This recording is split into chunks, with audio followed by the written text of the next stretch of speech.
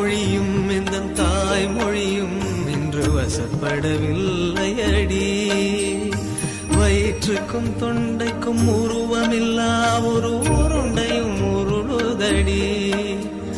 காத்திருந்தால் எதிர்பார்த்திருந்தால் ஒரு நிமிஷமும் வருஷமடி. கண்கள் எல்லாம் என்னை பார்ப்பது போல் ஒரு கலக்கமும் தோன்றுதடி.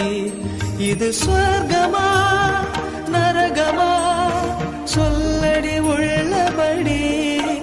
நான் வாழ்வதும் பிழை கொண்டு போவதும் உன் வார்த்தையில் உள்ளதடி.